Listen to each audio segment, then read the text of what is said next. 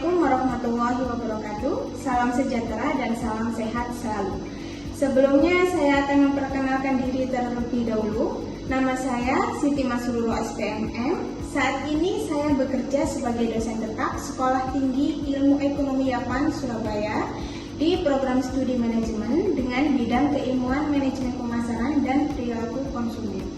Pada kesempatan ini saya akan memberikan pernyataan diri dosen sebagai unjuk kerja Tridharma Perguruan Tinggi atau PDD UKTPT. Dalam video ini saya akan menjelaskan bagaimana teknik pengajaran saya dalam proses perkuliahan dengan menggunakan metode DIA, yaitu Delivery, Interaction, dan Assessment.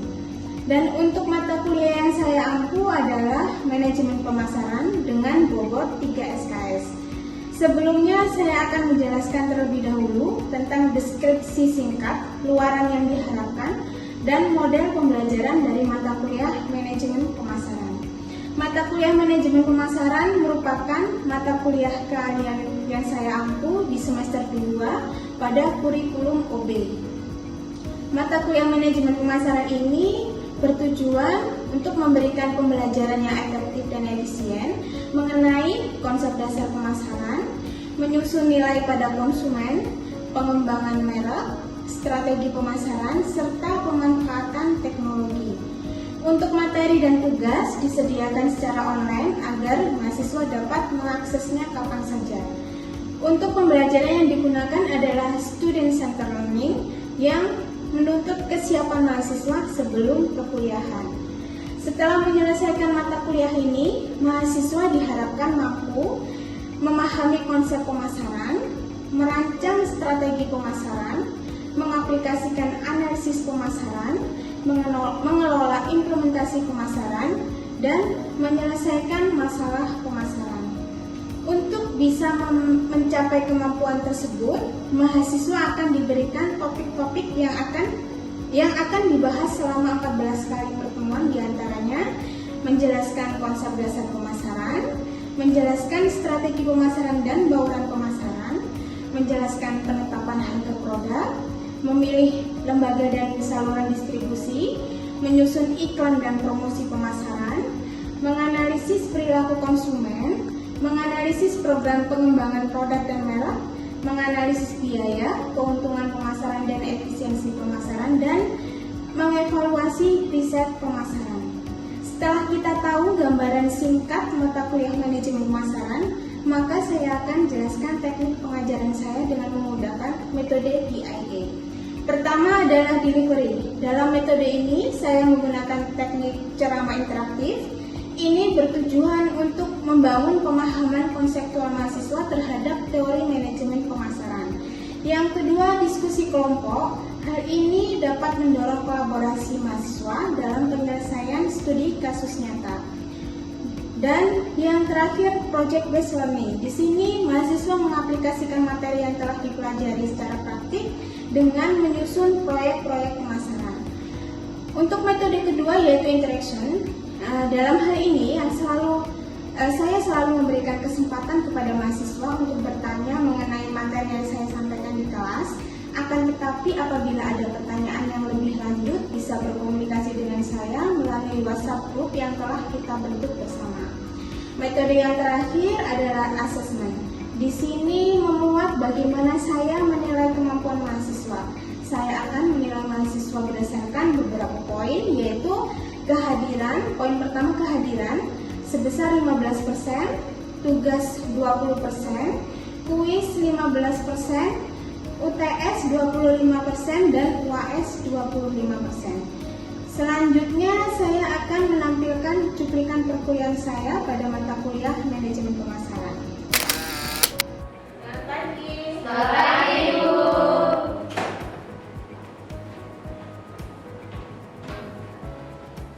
Selamat pagi semuanya. Selamat pagi, Ibu. Oke, hari ini bertemu lagi dengan saya dengan mata kuliah manajemen pemasaran. Oke. Sebelum kita mulai, hari ini hadir semua? Hadir semua, Bu. Hadir semua. Saya absen ya, untuk memastikan ya. Iya, Bu. Oke. terakhir. Elizabeth? Saya. Elizabeth Ratu? Saya. Elizabeth Nurni? Saya. Noyasi Yustistia? Yulistia? Artenia Indah? Saya, Bu. Oke. Emis Setia? Saya, Bu. Yolan Sanu? Oke. Maria Ilania Oke. Arnoidus Hasio. Wah, jawab sendiri. Hadir ya, hadir semua ya. Saya, Bu. Oke, nah sebelum kita mulai, kita berdoa dulu ya, sesuai dengan kepercayaannya. Berdoa, mulai. Oke, baik kita lanjut. Hari ini kita membahas tentang marketing plan. Salah satunya adalah strategi STP. Nah, apa sih STP itu? Yaitu ada segmentasi, targeting, dan positioning. Pernah dengar nggak kalian? Karena mungkin pernah baca-baca mungkin? Oke. Nah, kita masuk ya ke materinya ya. Oke, apa sih STP itu? STP adalah pendekatan strategis dalam strategi pemasaran. Nah, ini apa aja? Ada segmentasi, kemudian ada targeting, dan ada positioning. Segmentasi yaitu mengelompokkan pasar. Kalau targeting apa? Yaitu memilih segmen pasar yang akan dilayani. Nah, yang terakhir ada positioning. Ini menempatkan produk di benak konsumen secara unik. Jadi biar konsumen itu tahu ini produk di mana posisinya. Dia langsung kalau misalkan ini nih produk iPhone, kalau di benak kalian dengan nama iPhone itu apa? Mahal. Nah, berarti dia memposisikan produknya sebagai produk yang mahal dengan harga yang tinggi. Nah, itu contoh dari positioning. Ini kita bahas satu-satu ya sekarang ya, untuk lebih jelasnya lagi. Nah, yang pertama kita bahas tentang segmentasi. Kalau ini kan tadi membagi pasar menjadi kelompok-kelompok konsumen yang memiliki karakteristik dan kebutuhan yang serupa, misalkan secara geografis, mungkin wilayah, kota, iklim, ya. Seperti ini Indomie. Nah, dia akan mengeluarkan varian produk yang sesuai dari Sabang sampai Merauke. Itu varian rasanya dia menyesuaikan apa? Di Indonesia itu kan terdiri dari berbagai macam suku, budaya, kan? Makanan khas itu kan banyak. Nah, kalau kalian lihat produk Indomie itu kan varian rasanya itu banyak sekali. Dia menyesuaikan apa sih selera dari Nusantara itu ya. Nah, kemudian mungkin berdasarkan membagi berdasarkan demografi. Kalau ini usia, jenis kelamin, kemudian pendapatan, pendidikan. Nah, ini kan bisa orang bisa menentukan apa yang mau dibeli sesuai dengan mungkin usianya, jenis kelaminnya, pendapatannya. Jadi sesuai dengan kebutuhannya ya. Kemudian psikografis. Kalau psikografis ini bisa gaya hidup, kemudian kepribadian dan juga nilai-nilai. Kalau gaya hidup ini biasanya orang kan ada yang pengen dilihat, ada pengen aktualisasi dirinya itu seperti apa. Seperti tadi yang kita bahas lagi untuk produk iPhone. Orang yang pegang iPhone berarti kadang cenderung gaya hidupnya seperti apa. Nah, terus mungkin jadi kalau lihat iPhone, pernah nggak kalian misalkan pegang iPhone, ada nggak perasaan bangga? Ada. Nah, itu ya, itu salah satu contoh dari psikografis. Kemudian mungkin berdasarkan perilaku. Ini contohnya frekuensi pembelian, kemudian loyalitas, terus kemudian manfaat yang dicari. Itu tergantung. Kadang kan orang yang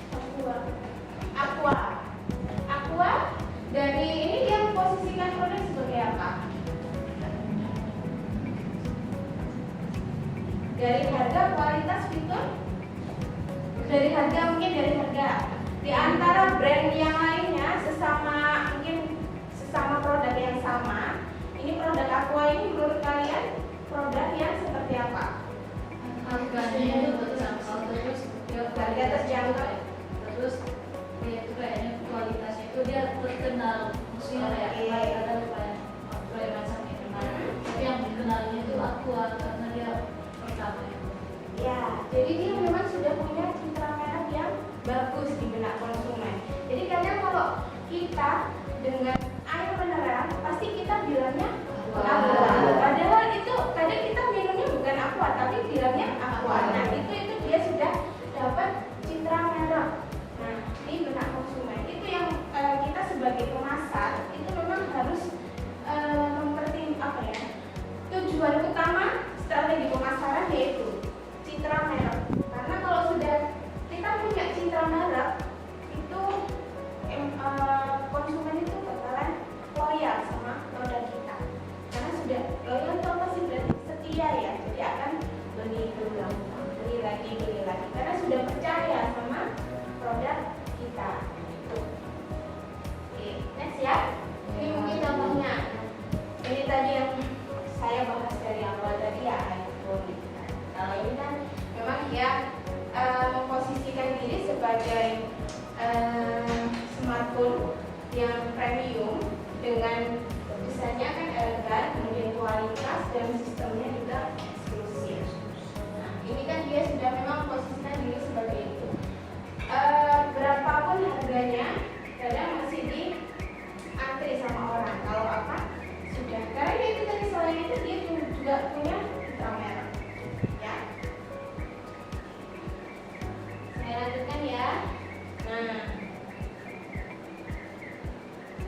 tadi sudah, kalau ini contoh studi kasus sudah ini ya, sudah apa? Aqua. Mungkin ada lagi? Selain Aqua? Mie. Mie apa? Indomie. Terus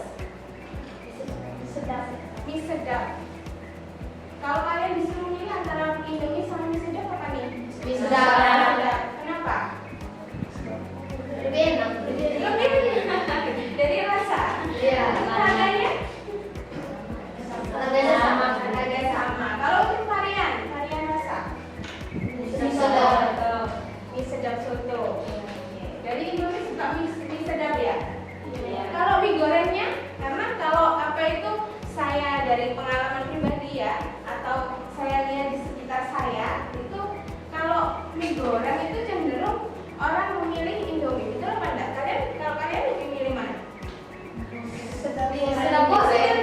Sedap goreng. Oh, itu ya. Intinya mie sedap. Jadi kembali ke selera masing-masing. Yang jelas memang antara dua merek itu memang posisinya sama nih, hampir sama ya. Nah, Indomie pun dia juga mengeluarkan produk. Dia kalau tahu nggak kalian Indomie itu dari mana? Siapa yang produksi? PT apa? Indomie. Ada kalian juga lihat nggak? Pernah lihat nggak? Selain Indomie, mie instan keluaran Indofood apa? Nggak pernah dengar? Nggak pernah lihat?